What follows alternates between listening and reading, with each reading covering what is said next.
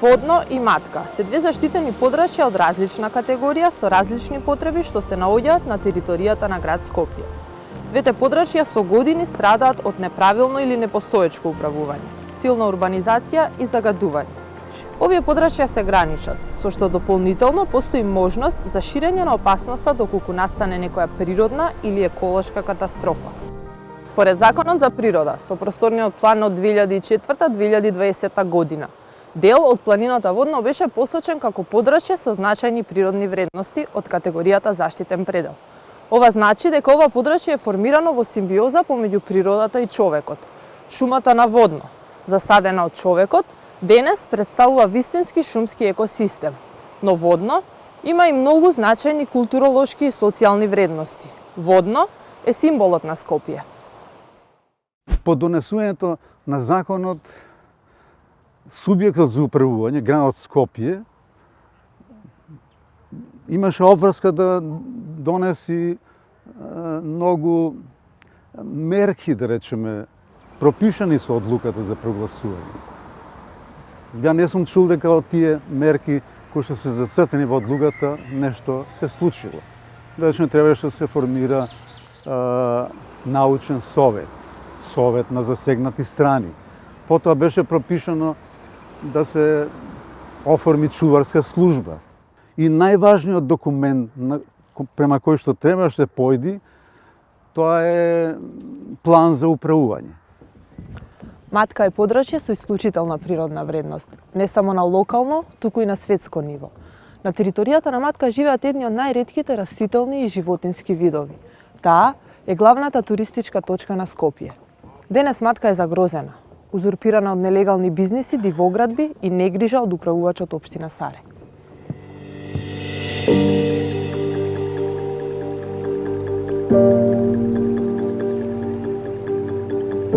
Тука се појавија прашања околу управувањето. Дали градот Скопје, дали јасен како јавно предпријатие кое што има делови на тоа подрачје, дали општината Сарај. Значи, тоа прашање направи застој 10 годишен околу репрогласување на Матка и затоа таму се случија во целиот тој период многу недозволени действија. И возење на чамци, на нафта, на штолие, кој што е спротивно на одлуката. Се изградија некои објекти со дозвола на општината Сопиште на десниот брег на Матка, што е спротивно на одлуката која што забранува било какви градби. Едно од најзагрозените богатства се токму пештерите кои се наоѓаат во кањонот Матка. Овие пештери се нелегално окупирани и поради нерегулираните посети се под постојана опасност од уништување.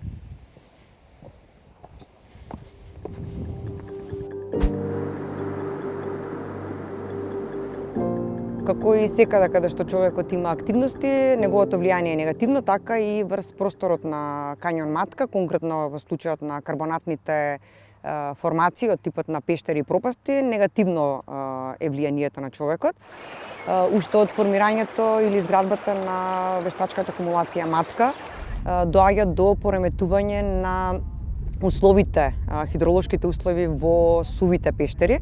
Па така денеска имаме делови од пештерите Крштална и Врело да се наоѓаат под вода, да доаѓа до мешање или потопување на изворот коритиште со езерската вода.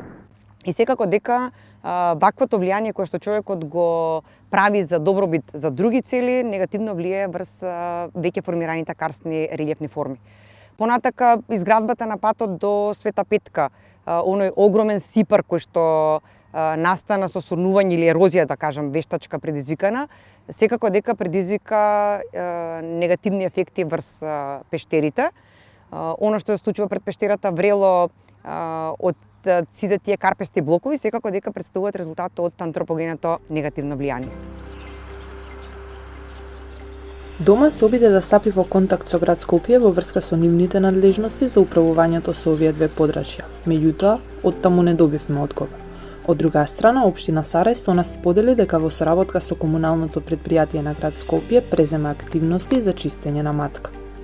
најбитниот момент е да се обезбедат доволно средства за да може да се управува со овие заштитени подрачја на соодветен начин, согласно Законот за заштита природа, согласно стратешките развојни документи, согласно меѓународните документи кои што ги има и ратификувана Република Северна Македонија во делот на областа на заштита на природата, така да најнеопходно е да се зајакнат и човечките и институционални капацитети за да може да се покрај чуварската служба треба соодветен персонал кој што ќе биде од областа на природните науки за да може да се спроведуваат програмите, активностите на терен.